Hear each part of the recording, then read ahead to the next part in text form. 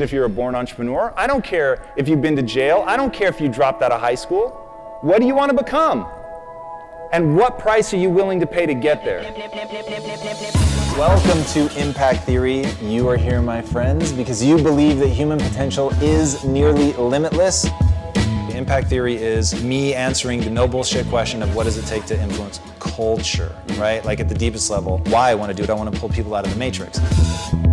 When you have a deep-seated need to do something that will be remembered by history, I'm your man. But tonight we're pleased to welcome Tom Bilyeu, co-founder of Quest Nutrition. Focusing on money wasn't giving us that sense of fulfillment. At the end of the day, there's this other thing that humans have, which is passion. This is how we grew our business 57,000% in our first 3 years alone. You've got to be willing to put your head down. You've got to be willing to grind. You've got to be willing to go through the process of changing. And I didn't say, okay, Michael, that's good enough. It was like, okay, Michael, you got one, go get two, go get another one, and go get another one.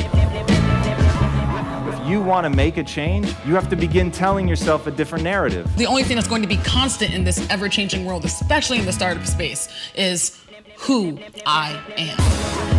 We all have shortcomings, and we all have strengths. And for me, it's like, why don't we just audit that? I'm not gonna say motivated, because motivation's crap. Motivation comes and goes. When you're driven, whatever's in front of you will get destroyed. How do you push yourself to keep pushing, stay relevant when it's like, I'm Shaun White, bitches? Like, you know what I mean? If you are serious about improving your life, you better subscribe to this show because you're missing out. It's absolutely unbelievable. Until next time, be legendary, my friends.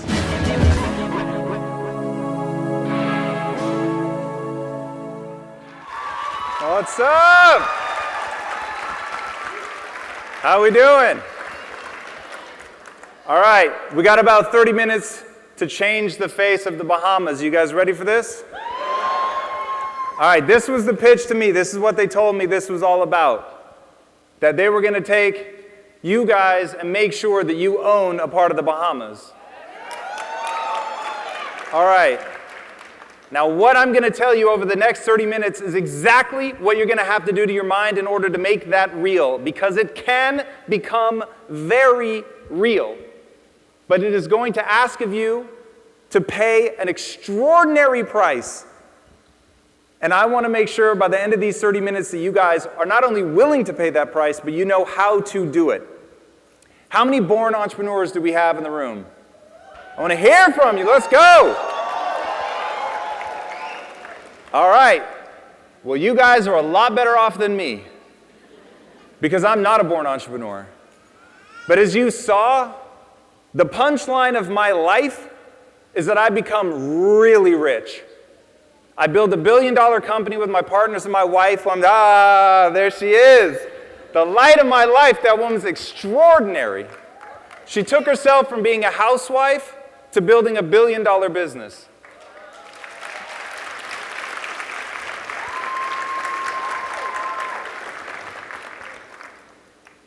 Now, when I was young, no one would have assumed that I was going to succeed. In fact, many people, the people closest to me, assumed I was going to fail. My own mother, who was always my biggest cheerleader, always encouraged me. When I was about to leave for college, I had a moment of panic, and I didn't want to leave. And I grew up in kind of a small town, and none of my friends were leaving the state. It was just me and one other guy. And I told my mom, you know what, forget it. I don't need to go. I'll just stay. I'll go to the same state school that all my friends are going to. It'll be wonderful. And my mom was like, over my dead body, you're going to go, you're going to chase your dreams, and all but kicked me out of the nest. I mean, she was pretty rough about it. She was like, stop being a wuss, don't be weak, come on, you got this. And I thought, all right, man, I don't want to let my mom down. So I end up going to college, and I take it really seriously. But I'd gotten, and I don't know if you guys take the same test or not, but in the US we have a test called the SATs. Okay, sounds like people are familiar. Now, I took it twice, and they let you combine your scores. So you take the best of your first attempt, the best of your second attempt, and you put them together. And even combining my two best scores, I got a 990. Now, a monkey smearing poo all over the test would have done better than I did. And I was like terrified. And I didn't understand that the school I wanted to get into, which was USC Film School, was different than just USC. So I'd gotten into USC, but I hadn't gotten into USC Film School. Now, my mom kicks me out of the nest, and then she has spent every day since then trying to claw me back. And I thought, Mom, why'd you do that? Like, I did badly on my SATs. If you'd just let me stay home, I would have been a lot safer. So why are you working so hard now to get me back? And this was after I'd been successful. And so she could finally be honest with me. And she said, the reason that I pushed you so hard was I never wanted you to live a life of regret. I never wanted you to look back on your life and say, what if? What if I had tried? What if I had reached for something and really tried to live the life of my dreams? And she said, and quite frankly, I just always assumed you were going to fail. And I thought, oh, damn, Mom. But I was actually like, I was empowered by that. And part of the reason I was empowered by that, my SATs told me that I was going to fail. I got a terrible score. My own mother quietly assumed I was going to fail when I left for college. My best friend said he assumed of me that I was going to marshmallow my way through life, that I was always going to take whatever was the easiest path. Now, these are the people the closest to me in the world, all just assume that I'm going to end up doing terribly. And then this poor woman, being a traditional Greek girl, I had to go ask for her father's blessing before I could propose to her. He dodged the meeting 3 times. I literally had to run to his house one day, completely unannounced, sweaty, out of breath, knock on the door. He opens the door. Tom, why are you here? And I was like, sir, there's something I've been meaning to ask you. And I said, I want your blessing to marry your daughter. And he said, no. Now, here's what I want everybody to understand. The SATs were right. I didn't know what I was doing. My mother was right. I was profoundly lazy. My best friend was right. I was trying to marshmallow my way through life. I always took the easy path. I'd been taught to keep my head down, do as little work as possible, and avoid punishment at all costs. That was my value system. And my now father-in-law was right. So the reason that I tell you all those things is so that you understand. I was not some extraordinary mind. I didn't have a lemonade stand. I wasn't selling baseball cards. I didn't rip flowers out of people's yards and sell them back to them. I had no sense of that. I had a paper route, and I was so scared to knock on people's door that I didn't even collect half the money for doing the paper route. So I was like, not only an employee, I was a really dumb employee. And for real, like that was me into my mid-20s. This was not like, oh, I had some epiphany at 16. I was an absolute mess. And unfortunately, I think you guys are going to resonate with what changed everything for me. I became ashamed. I was ashamed of myself. My girlfriend at the time, I didn't have a job. We were living at her mom's house in the bedroom that she had grown up in. Her father made it very clear he didn't want me to marry his daughter. And his words to me were, how are you going to take care of my daughter? And I said, Andreas, I know what you see is a broke, out of work, undereducated kid. I actually said that. But I'm the most ambitious person you've ever met. Now, what I didn't know when I said those words is that there is a tremendous difference between being ambitious and having drive. I just got the chills. At the end of these 30 minutes, you're going to understand the difference between ambition and drive, and you're going to understand ideas don't matter, only execution does, and execution is entirely a question of drive.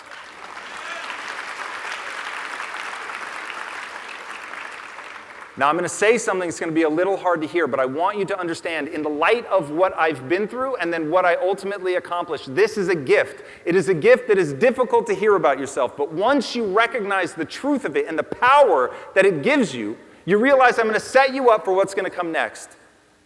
You are not yet the people you need to be in order to succeed. It just is what it is. You're not yet the person you need to be. But in the video, you heard what I hope become the most famous words I ever say. It does not matter who you are today. It doesn't matter. I don't care how lost you feel. I don't care how scared you feel. I don't care how alone or how much you think your situation is so much worse than other people that it could never happen to you. I don't care about the level of crushing doubt that you have in your mind. What I'm telling you right now, humans are designed to grow and get better. We are quite simply the ultimate adaptation machine. We are designed from the ground up to respond to our environment and change and improve. So once you own openly, I'm not yet the person I need to be, but I'm not yet the person I need to be. I can become that person. And then you put yourself on a relentless path to acquire skills. Because I'm telling you right now, this is the beautiful part. You do not have to believe that you're smart. I'm not that smart. 990 on my SAT. Remember, I took it twice. I'm not the brightest kid around. That's just the reality. But when I finally realized that I was no longer willing to be ashamed every time that my wife came home, and I was laying in bed, I laid in bed, I'm in my mid-20s at this point in the story, I'm sad to say. In my mid-20s, I was laying in bed 4 to 5 hours a day, every day, and the only thing that got me out of bed was the shame of knowing if I didn't get out of bed in time to make her a sandwich, that she would have worked half of her workday to come home to somebody whose only excuse was they were laying in bed. And that didn't make me feel good about myself. And I'm here to tell you sometimes it's okay not to feel good about yourself. Sometimes that's the exact kick in the ass that you need to get moving.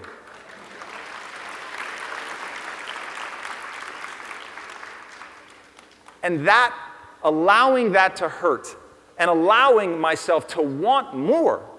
And I will tell you right now, in fact, if you're going to pay attention to anything I say, I want everybody to stop. If you have a pen and paper, I want you to take it out and I want you to write this down, because this is the secret. And no matter how many times I tell people this is a secret, it somehow still does not sink in.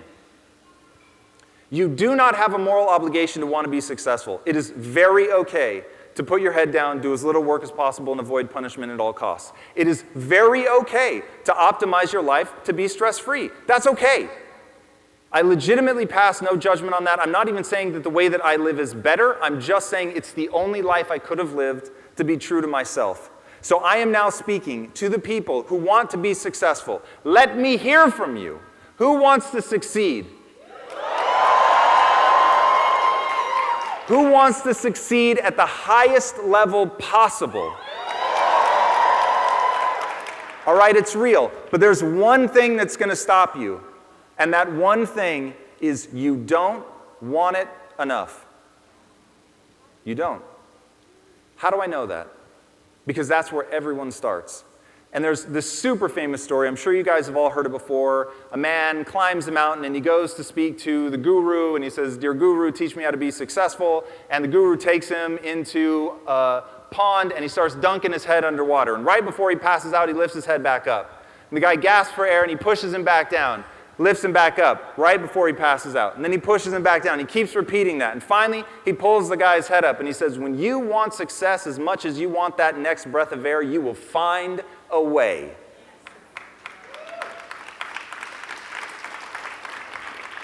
Now remember, I just told you, that is the secret. I'm not going to say anything else that's more important than that. Everything beyond that is tactics. Please take that home with you. Everything beyond that is tactics. Now, again, at every moment, your life can split in two different directions. You can choose, you know what? I tried being an entrepreneur. I tried pouring myself into it. I tried reaching success. And ultimately, it's not fun. I don't enjoy it. I don't want to put in that much energy and effort.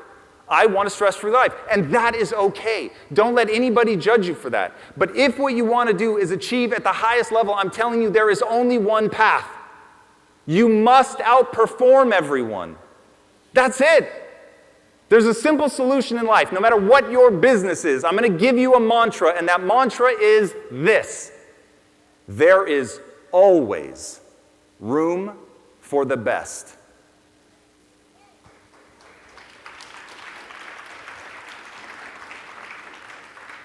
Now let's go back.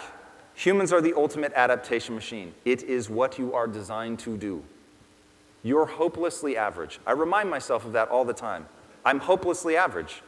That's okay. It actually takes a lot of pressure off. I don't have to think of myself as being overly intelligent. I don't have to think of myself as having something that somebody else doesn't. The only thing I have to cultivate with a fiendish intensity is my desire to win. Once I have that desire, once I'm going to win, no matter what it takes, I always say within my code of ethics, so let me give you that statement. I will do anything within my code of ethics to be successful. You can still love your family. You can still be a good person that you're proud of. You don't have to lie, cheat, or steal. But let me tell you, you're going to have to do everything within your code of ethics to be successful. And you're going to have that energy, that desire to see it through. That's the only way that it's going to happen. So the bad news about being the average human is that the only way that humans adapt is when put under stress. You have to make a massive demand of yourself if you're going to change. So I always tell people, you have to put yourself into a situation where it's adapt or die. That's it. Once you're in that situation where I need this thing, whatever business you're trying to own, I'm going to need a certain skill set. Because the only thing that stands between you, this is the best news ever, the only thing that stands between where you are today and the thing you want to accomplish is a set of skills. It is not money. It's not knowing the right people. It's a set of skills. And from those skills will come all of the things that you need to do, because ideas are a dime a dozen. Execution is the only thing that matters. Execution is all about skill set. This is a game of skills. In fact, I'll say this is a game of two things. If you want real success, lasting success, the kind of success that is actually worth fighting for, there are two things that you need to be obsessed with. One, skill acquisition. What do I need to know? What do I need to be the best at? And then number two, fulfillment. It is a very empty game to find yourself extraordinarily wealthy and very unhappy. It is the most bizarre sensation ever. For 6.5 years, I'd been promising my wife I was going to make her rich. I actually made her poor. Her father was very successful. Thank you for laughing at my pain. I appreciate that. Her father was very successful. He had taken himself from a small village on a Greek island and clawed his way to becoming one of the CEOs of one of the largest shipping companies in the world. And it was a very extraordinary journey. And she had grown, in his own words, accustomed to a certain lifestyle. And he was very worried that I would not be able to provide that for her. And for almost a decade, I didn't. For almost a decade, we kept a ledger of who rented what movie. That was $2.79 out of your ledger. She would clip coupons, and we would save money, and we had separate spending accounts, and everything, down to the penny, had to be accounted for because we had so little money. But she never complained about it. But all I was doing was trying to get rich. And I was working every day in my stated mission. I'm here to get rich. I'm here to get rich. That's it. This is about the money. I'm going to get rich. I'm going to make my wife rich. It's going to be amazing. It's going to be big houses and yachts. And it ended up being so different than what I expected. So on paper, 6.5 years in, we're multimillionaires. Now, if you guys know the difference between bank account money and paper money, you'll know that paper money is not very interesting. You can't spend paper money. You can only spend bank account money. So we were rich on paper because we had equity in a company, but we did not have bank account wealth. And so I went into my partners. I was so profoundly unhappy. Well, first I went to my wife and I said, look, I know I promised that I would make you rich, but to do that I'm going to have to take a step backwards. I am so profoundly unhappy. I cannot keep doing this. I need to go do something that makes me feel alive. And that became my obsession. And so I go into my partners and I say, look, guys, I'm quitting. I can't keep doing this. I need to do something where I can find fulfillment. So here's your equity back. And I gave them back $2 million worth of equity. And I said, I'm not going to cross the finish line. I don't want to get anything for this. That's how I'd gotten to the point where the money didn't matter. No matter how much money I give you, if you're miserable, there's no point. I mean, how many billionaires have to commit suicide before that becomes the most obvious thing in the world? And my wife, at the time when I went and said, look, I'm going to need to move you backwards, she said the now famous words, and I hope each and every one of you will either get to say it or hear it. She said, I bet on you.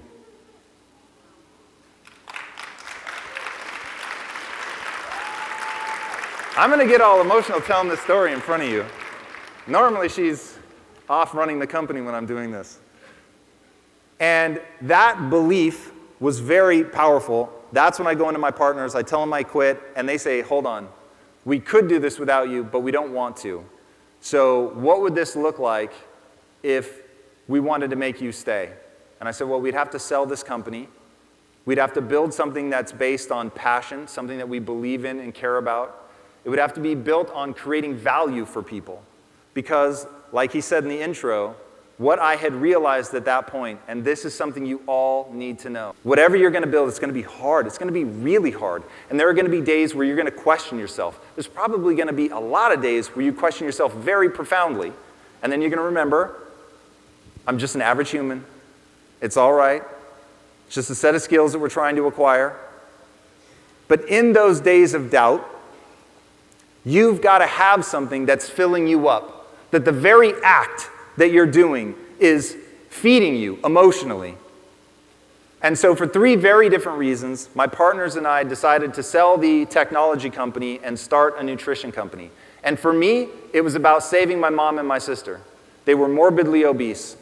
And I knew that I was going to lose them too soon if I couldn't find a way to get them food that they could choose based on taste, and it happened to be good for them. Now look, I wasn't a fool. I understood enough about business to know that there was a really huge business opportunity there. But at the end of the day, what I was really doing was showing up and saying, I will fight for my mom and my sister. There's an amazing Mother Teresa quote. She says, no one will act for the many, but people will act for the one. When you know somebody, when you can imagine them, when you see them, when you look in their eyes and you watch them clip coupons and it breaks your heart and it makes you feel less of who you are, all of a sudden you can take action. And so that became my mission. When I was working at 2 a.m. on a Friday night while everybody that I knew was at the club, and I was under a piece of machinery that made protein bars with bloody knuckles, not knowing if the thing was going to work, I knew why I was doing it.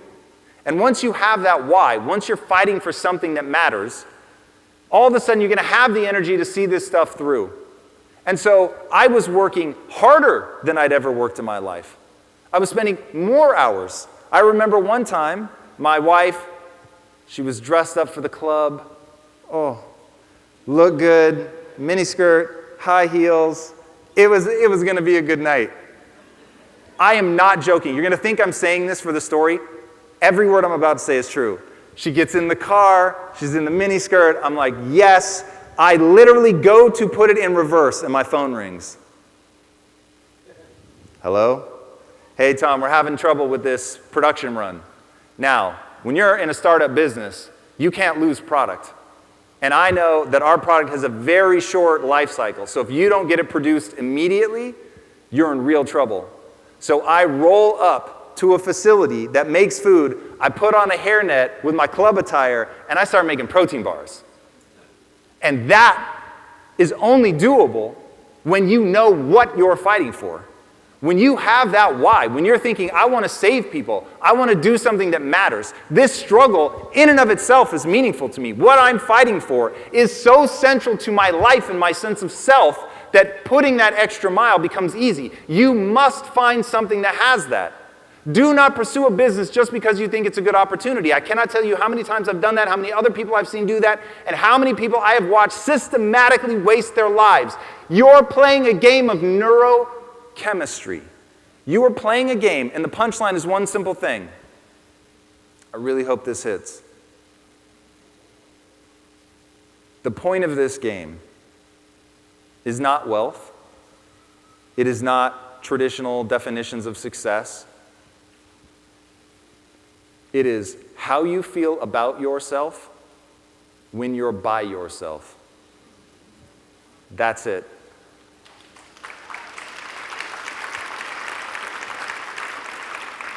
I'm going to let you in on a really weird secret. Lisa and I got rich in an instant.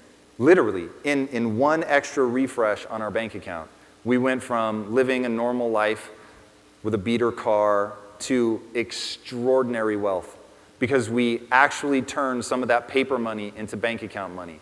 But because we took the company from not existing, right, fighting for my mom and my sister, trying to add value, thinking about that every day, not thinking about the money, we took that company from not existing to being valued at over $1 billion in 5 years.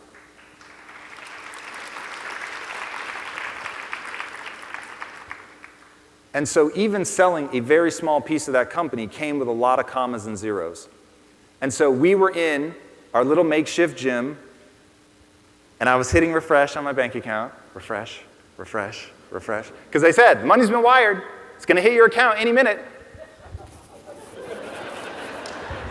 Hitting refresh, refresh, and then it's like, oh, holy cow, baby, we're rich.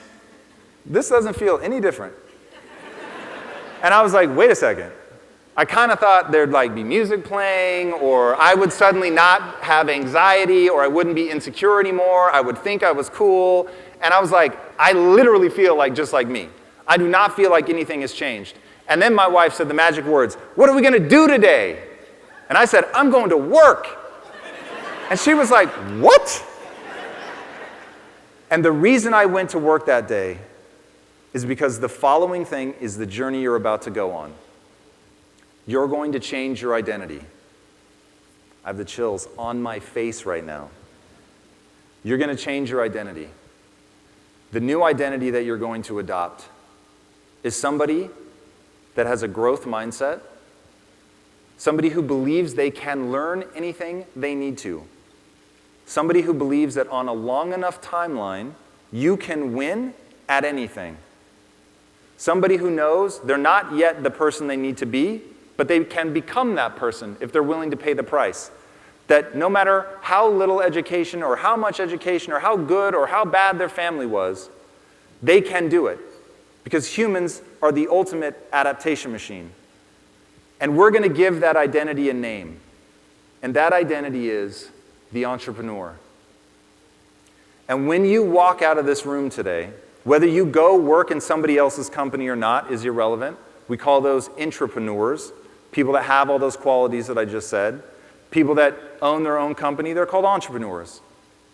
Minor difference, same mindset, same attitude. And the key is to believe that anything is possible, that your life is a reflection of your choices. If you don't like your life, make different choices.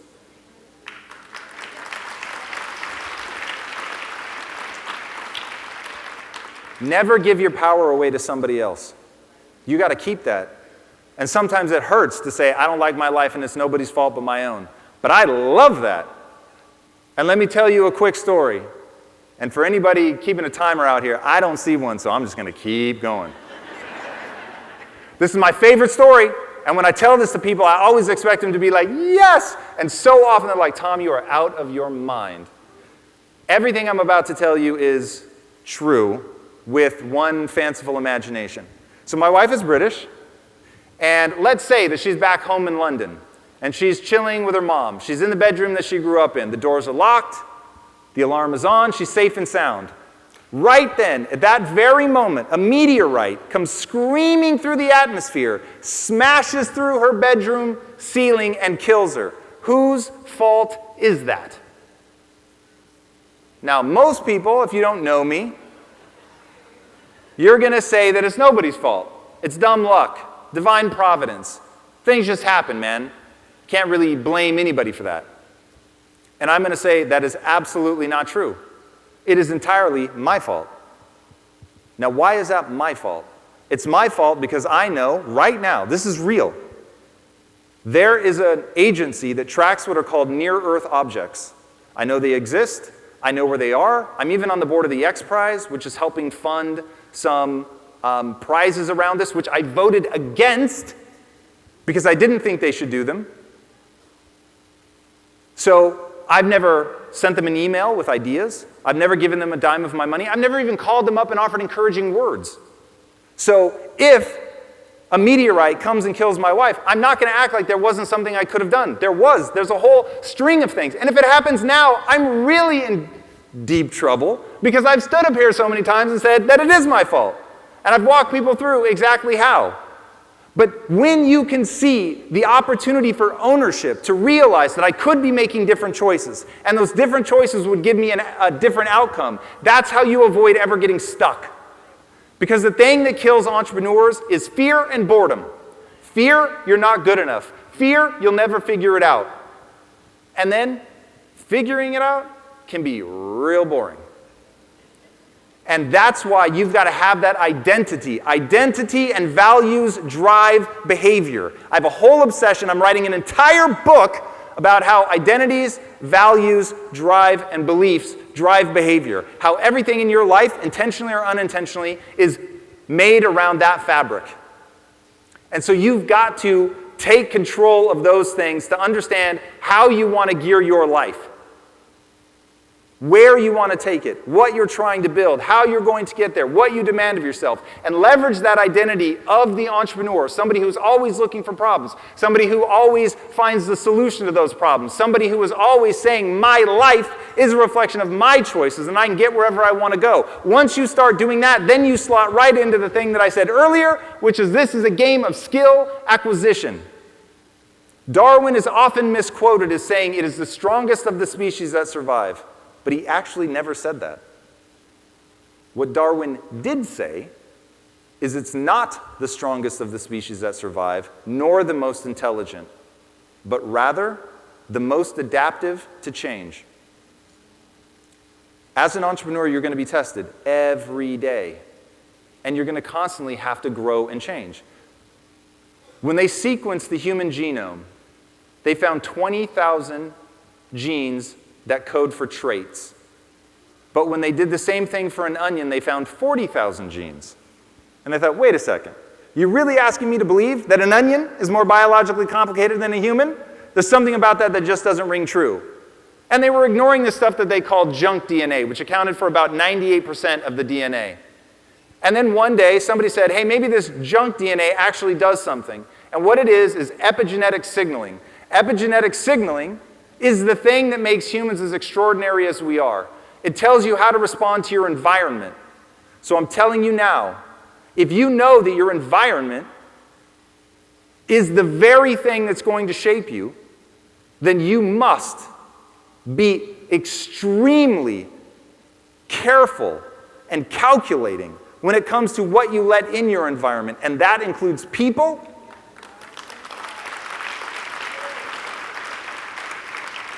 and the one that I don't think a lot of people think about, it includes ideas. It's been said, you are what you repeatedly do. I will take it one step farther. You are what you repeatedly think. Say it louder. I'm with you. You must be insanely careful with what you allow yourself to think, especially about yourself.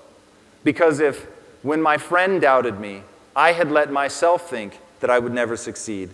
When my mom doubted me, if I had let myself think that I would never succeed. If when my father-in-law doubted me, I let myself think that I would never succeed. Guess what would have happened? I never would have succeeded. But instead, I kept telling myself one thing, and this is going to be the final big gift I'm going to give you. I changed my self-esteem. We all have self-esteem. We need it. It's built around something. Most people think it's built around objective truth, but the reality is it's not. Society has handed you something and told you to value it and to decide whether you're a worthy person, whether you meet that criteria or not. I was convinced I was only valuable if I was smart and right. And that is a very fragile position to approach the world, especially if you're like me and you're average. So you meet a lot of people that are smarter than you. You're wrong a lot more than you're right, and you find yourself arguing for dumb positions simply because it's your idea. And if you can't see it in yourself, I know you've seen it in other people, and it will ruin a business. It will ruin a business. It will ruin your life. But if you can change the thing that is the core of your self-esteem and move it away from being good, right, smart, worthy, and make it about one simple thing. It is universal to everyone. Build your self-esteem around being the learner. I have a raging ego, but it's built around my ability to admit when I'm wrong, and to admit it fast, and to recognize the right idea, and then put all of my energy behind it to champion the person who came up with it, not to try to steal any of the credit for myself, because that's only going to disincentivize them from giving the next great idea. And so that actually makes me feel better about myself. Having an opportunity to say, yes, I was wrong, that makes me feel better. That very act emboldens me. It makes me feel better about myself. When I learn something new, I get excited. When I realize I don't know something and somebody's pointing out how I've been wrong, I think, whoa, I've gotten this far in my life without understanding that, and now I understand it. How much farther can I go?